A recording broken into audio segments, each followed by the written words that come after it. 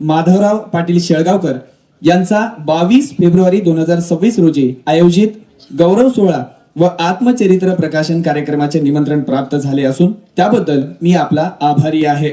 महाराष्ट्र विधिमंडळाचे अर्थसंकल्पीय अधिवेशन 23 फेब्रुवारी 2026 पासून सुरू होत असल्याने इच्छा असूनही या कार्यक्रमात सहभागी होणे मला शक्य नाही. आपले वडील आदरणीय श्रीयुत माधवराव पाटील शेळगावकर यांचा गौरव समारंभ तसेच त्यांच्या जीवन प्रवासावर आधारित आत्मचरित्राचे प्रकाशन ही आम्हा सर्वांसाठी अत्यंत आनंदाची आणि अभिमानाची बाब आहे. एका ऋषितुल्य व्यक्तिमत्वाचा वारसा आपण सक्षमपणे जपत आहात हे पाहून समाधान वाटले. या दुहेरी सोहळ्यानिमित्त आपले आणि गौरव सोहळा समितीचे अभिनंदन. माधवरावजींनी स्वच्छतेच्या माध्यमातून केवळ शेळगावच नव्हे तर समाजाचा चेहरा बदलला. त्यांच्या निस्वार्थी प्रवासाचे शब्दांकन आत्मचरित्राच्या रूपाने जगासमोर येते आहे. निर्मल ग्राम अभियानापासून ते आंतरराष्ट्रीय स्तरापर्यंत त्यांनी उमटवलेला कार्याचा ठसा या पुस्तकाच्या माध्यमातून घराघरापर्यंत पोहोचण्यास मदत होईल यात शंका नाही. या सोहळ्यास मनपूर्वक शुभेच्छा. तसेच माधवरावजींना अनेकोत्तम आरोग्य आणि उदंड आयुष्य लाभो ही ईश्वर चरणी प्रार्थना. संजय माननीय जयंत राजाराम पाटील. धन्यवाद सरांचे मी आभार व्यक्त करतो या शुभेच्छा संदेशाबद्दल. आणि अनेक मान्यवर मंडळी या ठिकाणी आपल्या समोर मनोगत व्यक्त करणार आहेत. वेळही भरपूर झालेला आहे आणि मंचावर बसलेल्या सर्व पक्षीय मान्यवर मंडळी हे आपापल्या क्षेत्रामध्ये उंची गाठलेली असल्यामुळे कमी वेळात जास्तीत जास्त भावना कशा व्यक्त कराव्यात याबद्दल त्यांची जाणीव चांगलीच आहे. यानंतर मी माजी आमदार आदरणीय शंकरांना धोंडगे यांना विनंती करतो आहे कृपया आपण या प्रसंगी आपलं मनोगत व्यक्त करावं, आपले विचार या ठिकाणी ठेवावेत. सन्माननीय माजी आमदार आदरणीय शंकरांना धोंडगे.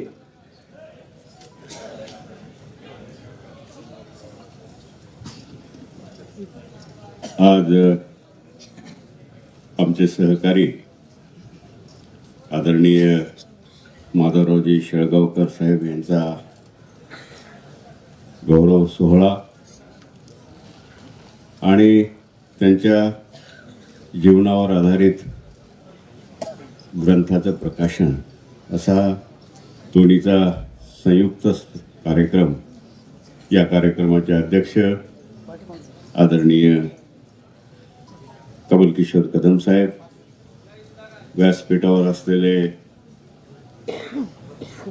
किन्हाळकर साहेब, व्यासपीठावर हेमंत भाऊ, व्यासपीठावर आमचे सहकारी मित्र पाशाभाई पटेल, मंचावर असलेले मुंडारकरजी, सर्व आता नाव घेत नाही कारण कार्यक्रम खूप लांबत चाललाय. आणि संयोजकांनी सांगितले की वरी बसलेली मंडळी शहाणी आहे, ते कमी शब्दामध्ये आपलं जे काही भावना आहे ते व्यक्त करतील. माधवरावजींना आम्ही मला वाटते जवळपास 1.5 दशक एका शेतकरी चळवळीत सहकारी होतो. आता माधवरावजीचं व्यक्तिमत्व वेगवेगळ्या क्षेत्रामध्ये ते 5 आंधळ्यासारखं आहे. हातीचं ज्याला जे अवयव सापडला तसं त्याचं ते वर्णन करतात. पण आम्ही शेतकरी चळवळीतला त्यांचा प्रवास आम्ही एकत्र केला. माधवराव शेळगावकर मोठं अजब रसायन आहे. मला एकच प्रसंग सांगून मी वेळ घेत नाही. साधारण 90च्या दशकामध्ये कृत्रिम धाग्याची आयात करण्याचा निर्णय केंद्र शासनाने घेतला. Synthetic fibre, nylon, terylene, terrycot. आणि शेतकरी संघटनेनं सांगितलं की याचा कापसाच्या भावावर निश्चित परिणाम होईल आणि शेतकऱ्याचं नुकसान होईल. आणि त्यावेळी आम्ही जागोजागी त्याचा निषेध करण्यासाठी कपड्याचं दहन करायचं किंवा त्या वस्त्राची होळी करायची. आता खरं तर आजकाल खिशाची पेन काढून देताना सुद्धा दुसरा माणूस ढक्कन काढून ठेवतो आणि पेन देतो. पण ज्या गावात माधवराव पाटील राजीव वस्त्र म्हणायचं आम्ही त्यांना. राजीव वस्त्राच्या होळीचा कार्यक्रम ज्या गावात झाला, त्यांचा कार्यक्रम म्हणजे 2 तास 2.5 तास. कारण सभेला, माधवरावजीच्या सभेला यायचं म्हणजे जेवण खावण करून मांड्या घालून बसायचं असेल तरच यायचं. तसं काही 10-5 मिनिटाचा कार्यक्रम नसायचा. पण शब्द सामर्थ्य इतकं की पूर्ण गाव मोहून जायचं. आणि सभा संपल्यानंतर स्टेजच्या बाजूला होळी लावायची. सगळेजण ज्याच्या ज्याच्या अंगावर टेरिकॉटचे कपडे आहेत ते टेरिकॉटचे कपडे तिथं सभेच्या जागी आणून स्टेजच्या जवळ जाळायचे आणि सगळेजण घरला बनियानवर जायचे. म्हणजे एखादा मुद्दा किंवा एखादा विषय ग्रामीण भागात तो कसा प्रेरित करायचा किंवा कसा बसवायचा हे फार मोठं शब्द सामर्थ्य आणि त्यांच्यामध्ये होतं. ते ज्या काळात चळवळीत होते त्या काळात नांदेड जिल्ह्यात काय शेतकरी संघटनेचा बोलबालाही होता. खरं तर त्यांच्या आयुष्यातला दुसरा विधायक कामाचा टप्पा चालू झाला म्हणजे ज्याला ग्राम स्वच्छता अभियान. पण ज्या शेतकरी माणसाला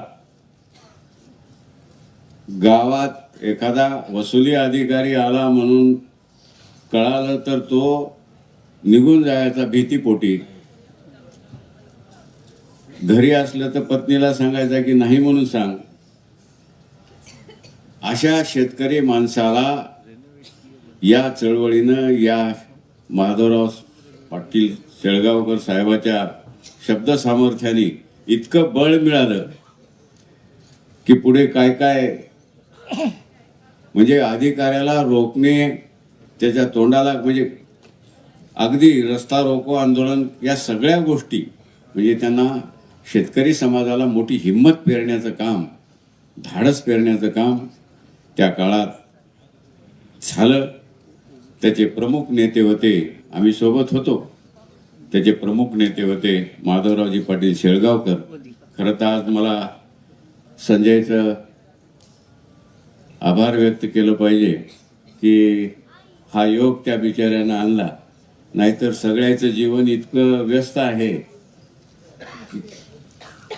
पुष्कळ बोलावं वाटते, इतकं व्यस्त आहे की 10-20 वर्षे एका विचारात, एका चळवळीत, एका जागी जीवाभावाचे म्हणून स्वतःला वाहून घेऊन दिवस रात्र न बघता काम केलेल्यांना सुद्धा एकमेकाला भेटायला आज वेळ नाही. या निमित्तानं तरी किमान संजयनं सगळ्यांना एकत्र आणलं. आम्ही माधवराव पाटलाला भावी आयुष्यासाठी खूप खूप शुभेच्छा देतो.